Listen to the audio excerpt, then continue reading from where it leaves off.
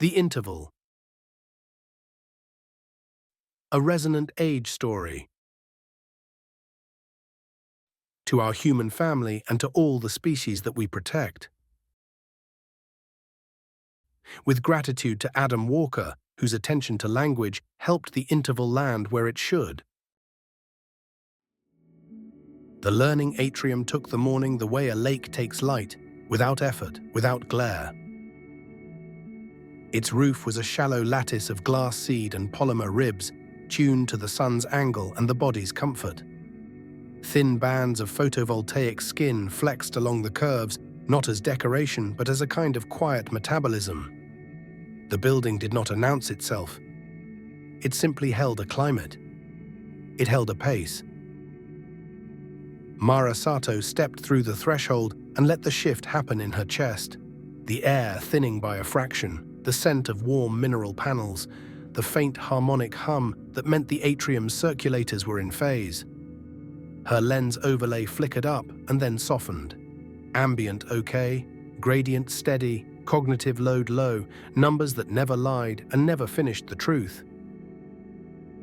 The atrium's floor was not a hallway. It was a field. Rooms did not branch so much as resolve, a fabric bay here, a kiln alcove there, a sound chamber nested behind a curtain of aerogel that made silence feel like a tangible material. Beyond the open commons, the archive stacks floated on mag rails, shelves that could rearrange themselves around a reader's curiosity, the way water arranges itself around a stone. Children were already scattered in clusters, barefoot or in soft-soled shoes, moving the way children moved when no one was trying to make them go faster. Some sat with their heads inside a projection shell where a forest scaled down to the size of a table. Some stood at an instrument wall, tapping patterns into a surface that recorded not only notes, but the gaps between them. Others were in the fabrication circle, hands pressed into clay, the smell of wet earth rising from the work tables like a memory of rain. It looked like abundance. It looked like ease. Mara knew to distrust the first look. At the far end of the commons, the exposure board hung in the air, an interface, simple and unadorned, with a schedule ribbon that scrolled in slow loops. She approached it and placed her palm beneath the sensor. The board recognized her and unfolded its data like a polite door. Cohort 3A, Open Access Mode, active. Exposure hours, week, 38.2. Return rate, 7-day, 11%. Synthesis, output, low. Effective variance, flat. Novelty pursuit, high. Flat. That word always bothered her. Flat did not mean calm. Flat meant compressed. Flat meant a graph that had stopped speaking. A voice behind her said, "You're early." Mara turned. Kellen Vire stood a few meters away, cane angled lightly against the floor panels, as if he were only borrowing its support. His hair had gone more silver since she'd last seen him, but his eyes were the same, steady, allergic to easy explanations. The atrium's light treated his face kindly, and he did not flinch from it. "You told me the numbers were concerning," Mara said. "I told you they were quiet," Kellen corrected. "Concern is what people add." He nodded toward the board. "That's your language, not mine." Mara let her gaze move back to the scrolling ribbon. "Open access mode has been running for 3 months." "That was the vote," Kellen said. "Parents wanted no interference, no gating, no design hand in the child's desire." "And?" Kellen's mouth twitched, not quite a smile. "And the children behaved like children in an environment with no rhythm." Mara looked across the commons. A boy, 8 maybe, stood in the sound chamber doorway, one hand hovering over the threshold as if he could decide whether to enter by feeling the air. He stepped in, listened for 3 seconds, stepped out, walked away. 10 seconds later, he was at the instrument wall, tapping a quick pattern, then abandoning it mid-sequence. He moved on without frustration, without satisfaction. without return. Mara had seen that movement before. Not here, not in this city, not in this time. But she had seen it in the archived footage they sometimes showed in professional training, adults scrolling through feeds, eyes never landing long enough for thought to make a home. "I've been asked to review a proposal," Mara said, "something called interval design." Kellen's eyes sharpened. "The phrase is older than the proposal." Mara nodded once. She didn't like name-dropping dead thinkers as if a citation could do the work of a practice. But she knew the lineage. She knew the stories people told with a kind of awkward reverence. A child kept waiting for the zoo. A tune interrupted at the moment it began to feel good.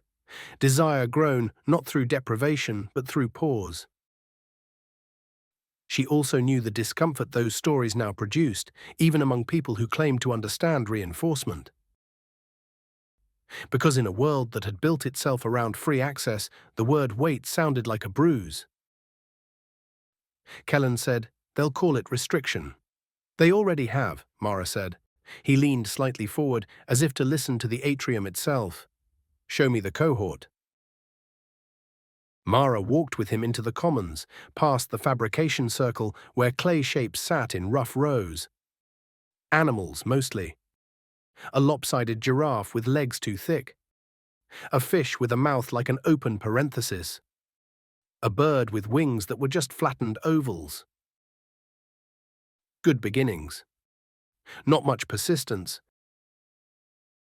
At a low table, a girl was holding a handful of small gear-like pieces, turning them over as if searching for a rule inside them.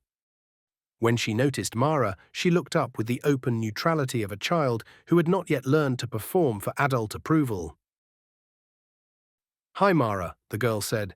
She did not add teacher or designer. Titles were not drilled into children here. Names were sufficient. "Hi, June," Mara said. "What are you making?" Jun shrugged. "A machine." "What does it do?" Jun shrugged again. "Moves." Mara waited. Jun's eyes flicked to the gear pieces. "It's cool, but it's not. I don't know." Jun slid the pieces back into their tray and stood, already scanning the room for the next stimulus. Mara watched her leave. "That's what the metrics call flat," she said quietly. Kellen's jaw worked once. "And what do the adults call it?" Mara didn't answer. She didn't need to. She'd heard it in the public forums, in the soft panic disguised as progressive language. They're not motivated. They're satiated. They don't want anything. Is this what happens when everything is available? The questions always smuggled in an accusation, as if abundance were a moral error.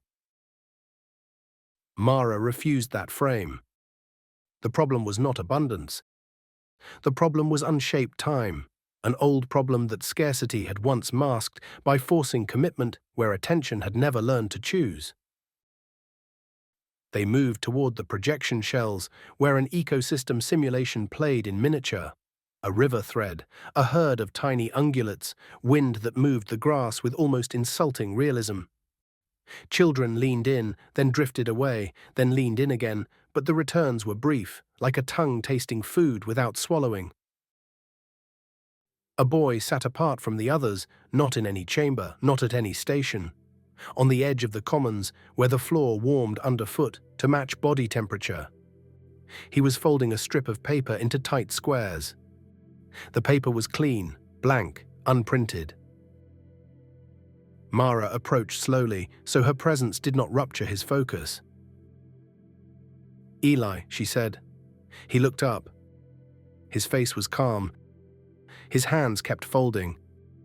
He had the kind of stillness that, in another era, would have been described as good and rewarded into compliance. Here it was just a trait. "Why paper?" Mara asked. Eli held up the strip. "It feels like it matters," he said, then frowned as if the phrase had escaped him without permission. Mara sat on the floor a comfortable distance away. "What are you making?" "A schedule," Eli said. Kellen made a sound, soft, involuntary. Eli noticed him for the first time and nodded politely, then returned his gaze to Mara. "If I don't make one, I don't know what to do next." "You have access to anything here," Mara said. "That's the problem," Eli said, "not with anger, not with drama. With simple report." Mara felt something move in her throat. She kept her voice even. "What would you do if you had less access?" Eli considered, folding another square. "I would do one thing longer." "Why don't you?" Mara asked. Eli's eyes narrowed, not in suspicion, but in effort. "Because I might miss something better."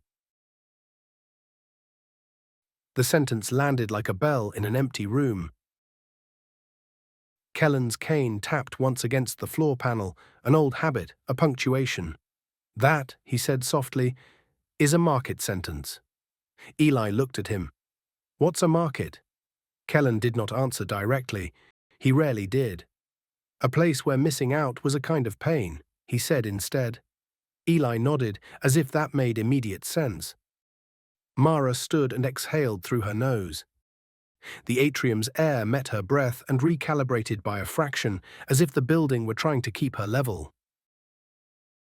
She and Kellen walked back toward the exposure board. "Open access mode produces novelty pursuit," Mara said. "That's expected. It's an environment with maximal variety and minimal friction." "And minimal interruption," Kellen said. Mara paused. "Interruption is not friction." Kellen's gaze held hers. "Say that to a parent." Mara turned back to the board and called up the intervention protocols. Her fingers moved through the interface with the practiced care of someone handling something that could be misunderstood. Interval design, optional module, function, scheduled withdrawal at peak engagement. Goal, increase return, deepen synthesis. Mechanism, contrast plus anticipatory tension plus unstructured tool exposure. Ethical flag, perceived restriction risk. There it was. Not hidden. Not euphemized. The system did not pretend that perception was irrelevant. It treated perception as a variable. Mara opened the module's details. It offered a curve, how long an experience should last before the risk of satiation overtook the benefit of immersion, how long an interval should last before anticipation curdled into agitation, how much tool availability should be placed in the child's environment without explicit instruction. Science, she thought, and also something like art. She had designed intervals for adult learning environments, citizens training in new fabrication techniques, clinicians rehearsing rare emergency scenarios, ecological stewards studying microclimates. Adults tolerated interruption better. Adults had language for trade-offs. Children, she had learned, had only feeling. Kellen said, "What do you want to do?" Mara didn't like that phrasing. Want implied a private motive. She preferred, "What condition do you propose?" But she answered anyway. "I want to test it," she said. "With whose consent?" Kellen asked. "With everyone's," Mara said. "Parents, children, transparent." Kellen's eyes softened, approving without the warmth of praise. "And if they refuse?" "Then we let open access keep flattening," Mara said. "And we learn from that too." Kellen nodded. "Write the proposal." Mara did not go to a desk. Desks had a way of making you feel like you were doing something important by sitting still. She walked instead through the atrium, letting the noise of children's movement and the quiet of unfinished projects keep her honest. She found a small work alcove where the walls absorbed sound and the light was a little dimmer, as if the building understood that thought sometimes needed less glare. A thin writing surface unfolded from the wall and offered her a blank field. She began to compose. Not a manifesto. Not a defense. A protocol. Interval design pilot. Cohort 3A. Duration, 30 days. Opt-in, yes. Core premise. Depth requires return. Method: withdraw at peak engagement. Provide tools in unprompted space. Safeguards: child veto, parent override, review at day 7, 14, 21. She paused, staring at the words. Withdraw at peak engagement. It looked cruel in plain text. She added a line, not to justify but to define. Withdrawal is time, not denial, unless time itself became a lever. She sent the draft to the council channel, where it would be read by educators, parents, analysts, people who lived inside design the way fish lived inside water and still found ways to argue about its temperature. Then she waited. Waiting was part of the work. Waiting was one of the only things left in abundance that still felt like a lever. The response came in 2 waves. First, polite concern. Is this necessary? We moved beyond scarcity. Why introduce frustration? Why manufacture desire? This feels like manipulation. We're not arguing about whether intervals work, one parent wrote. We're arguing about who gets to decide the rhythm, families or the system. Then, sharper. This is control disguised as science. If you can modulate access, you can control behavior. Who decides what is peak engagement? Why should children learn to tolerate removal? This is how old systems trained compliance. And who decides what your machine calls a peak? Someone asked. I want to see the model. Mara read every message twice. She did not dismiss them. She did not defend herself by calling them irrational. That was the old habit: label the critic, avoid the variable. She extracted the real problem. In a world that promised free access, any deliberate pause could be read as power. The next day, she convened an open session in the atrium. No stage, no podium. People stood in clusters the way they did when the room belonged to them. Parents came first, faces alert with that modern mixture of care and suspicion. Some brought children, hands clasped too tightly. Educators drifted in with notebooks and quiet eyes. Analysts arrived last, their lenses already overlaying predictions. Lyra Eland came too. Mara hadn't invited her directly. Lyra's work was in archive spaces, not learning spaces. But Lyra was the kind of person who appeared when a system was about to become an argument. She stood at the edge of the crowd, arms folded loosely, gaze on the atrium as if she were listening to the building's resonance. Mara began not with theory, but with data. She projected the cohort's curves into the air, exposure rising, returns falling, synthesis flatlining. She did not dramatize it. She let the shape speak. Then she told them what Eli had said, without naming him.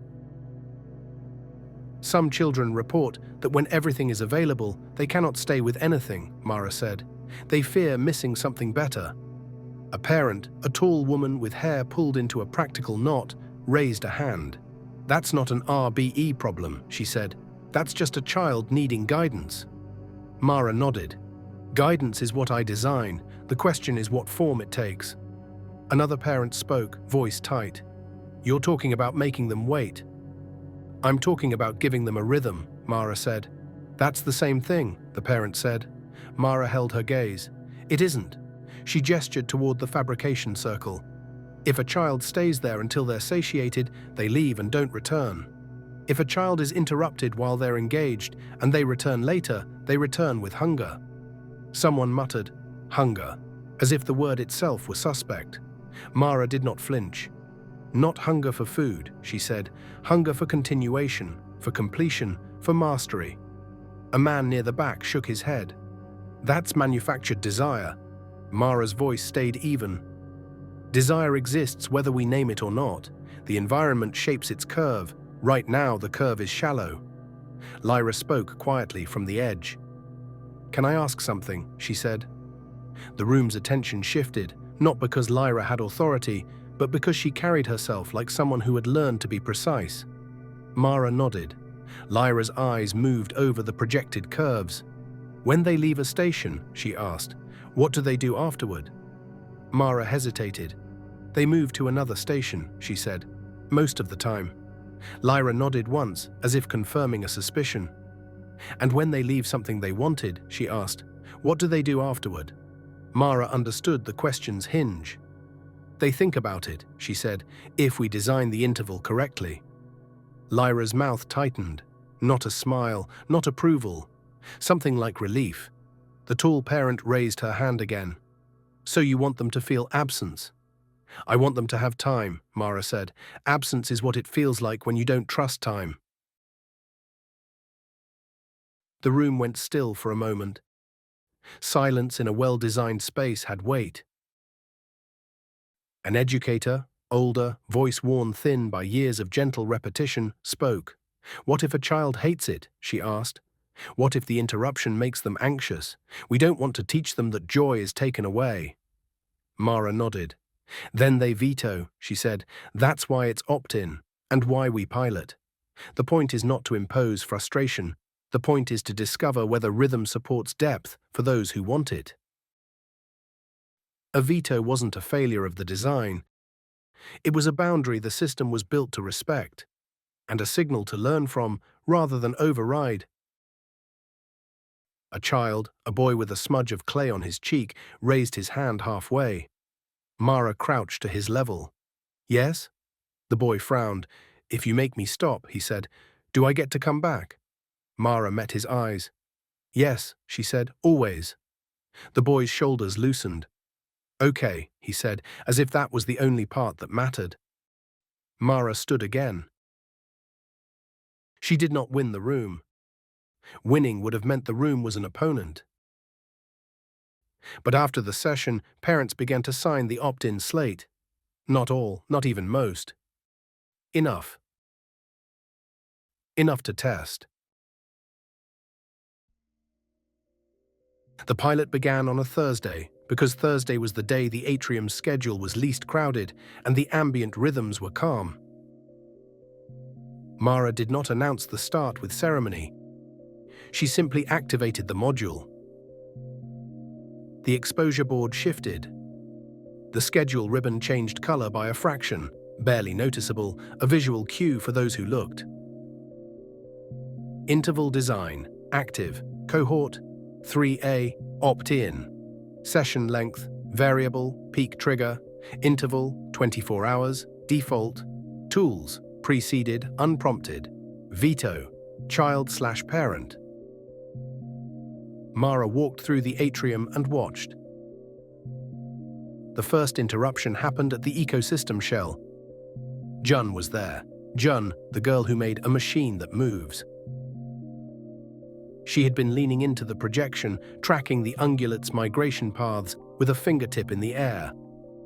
Her eyes were focused in a way Mara hadn't seen in weeks. True engagement, not sampling. Jun's breath had slowed. Her body had fallen into the simulation's tempo. Peak.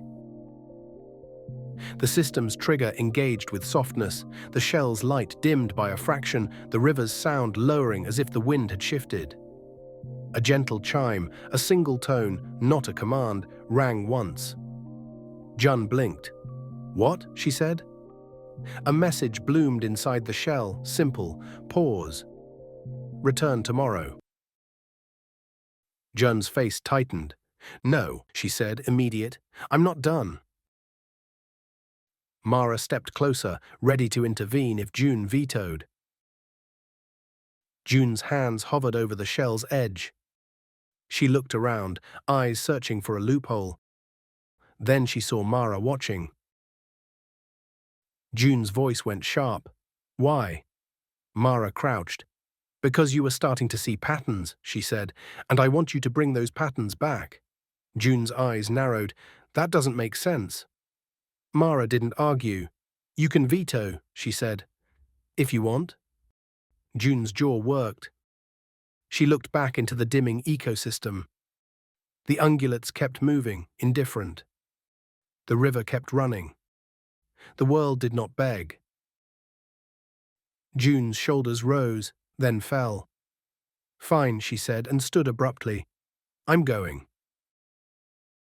She stormed away, not out of the atrium, but out of the shell's space, as if leaving the room could erase the feeling. Mara watched her go, heart steady but attentive. If the pilot produced only anger, it would be a failure. Not because anger was bad, but because anger without return meant the interval had become rupture, not rhythm. Mara moved on. At the fabrication circle, Eli sat with clay. The clay hadn't been there the day before. Not because anyone directed him. Because the tools had been placed in his path, and his body had found them. He was shaping an animal, an ungulate perhaps, or something like it. His fingers pressed with care, then pulled back, then pressed again. He was not looking up for something better. Mara felt her throat tighten. She did not let herself romanticize it. One child's focus did not vindicate a design. Still. Eli looked up. "Is it going to stop?" he asked. "Yes," Mara said. Eli nodded. "Good," he said, and went back to the clay. Kellen watched from the edge of the circle, arms folded. When Mara met his gaze, he said nothing. He did not need to. By day 7, the numbers began to speak. Jun stood at the edge of the ecosystem shell for a long time before entering. The river moved without her. The ungulates traced their patient arcs across the miniature plain, hooves lifting and setting down in a rhythm she had not noticed before. She watched from the threshold, hands folded behind her back, lips moving faintly as if counting. Mara slowed as she approached. She didn't announce herself. "I kept thinking about it," June said without turning. "They don't go straight. They loop because the grass grows back where they were." "You can go in," Mara said. June nodded but didn't move. "Will it stop again?" "Yes," Mara said. June's jaw tightened. She pressed her palm to the shell's edge, feeling the faint warmth through the translucent barrier. For a moment, Mara thought she might walk away. Instead, Jun stepped through. The shell brightened around her. She didn't rush this time. She followed the river with her eyes, tracing its bends, waiting for the herd to reach the point where the path curved back on itself. Mara stayed where she was. She did not set a timer. Return rate rose from 11% to 22%. Synthesis output moved from low to moderate. Effective variance, flat, began to curve. Not chaos, not distress, just range. Parents reported frustration. Also, dinner table conversations about ecosystems, about gears, about songs. Children asked to return. Not to anything. To the same thing.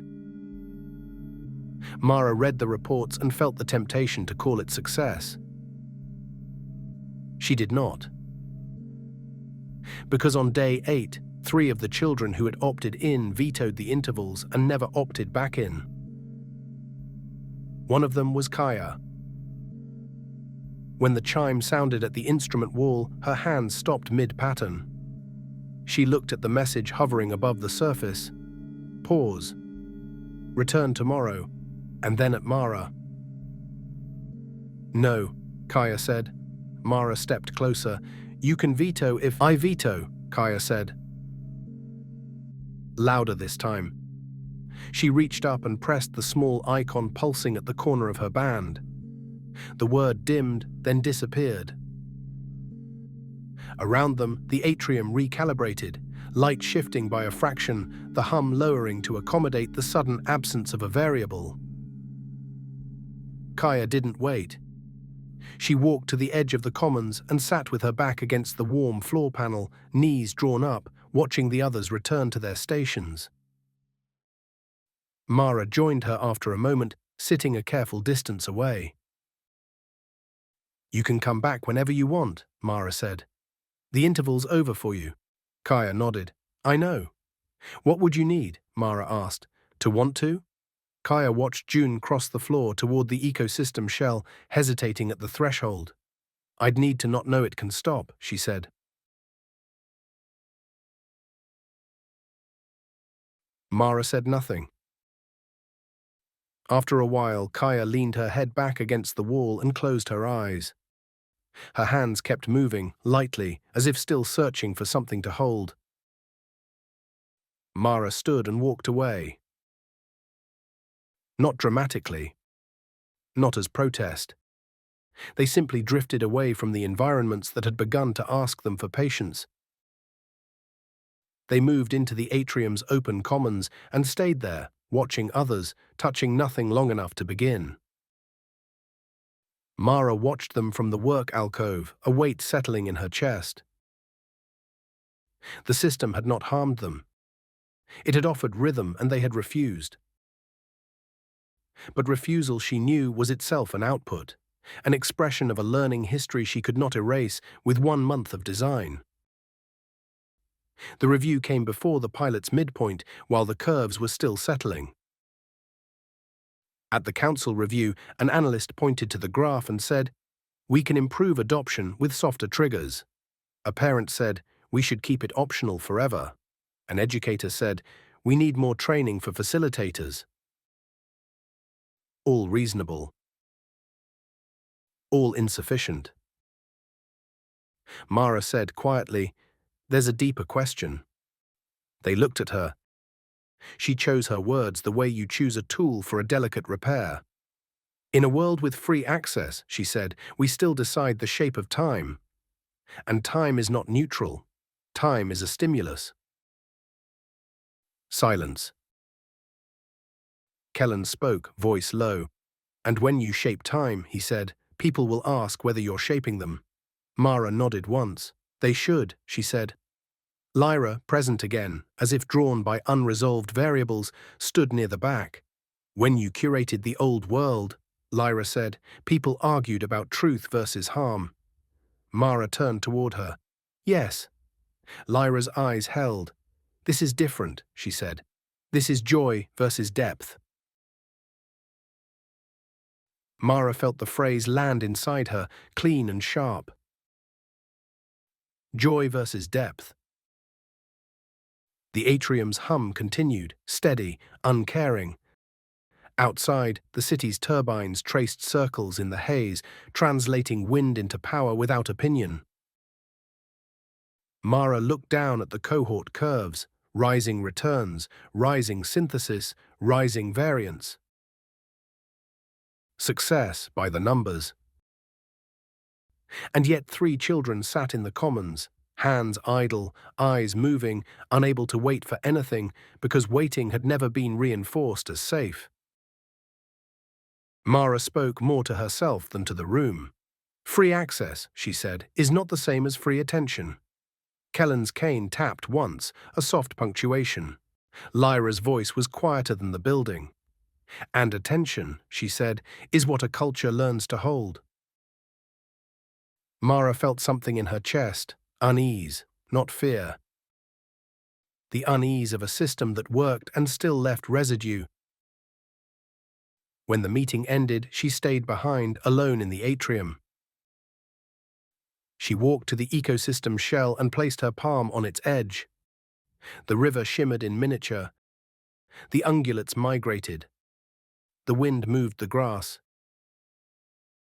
She imagined Jun returning tomorrow, hungry for patterns. She imagined Eli pressing clay into shape between intervals, joy interrupted into depth. She imagined the 3 children in the commons, their eyes always moving, never landing. Then she imagined the long arc of the Resonant Age, the generations it would take for nervous systems to trust that a pause was not punishment. The shell's interface offered her a final prompt, neutral as rain. Continue, pilot? Mara looked at the word continue and felt briefly how much it depended on what came after. She pressed yes.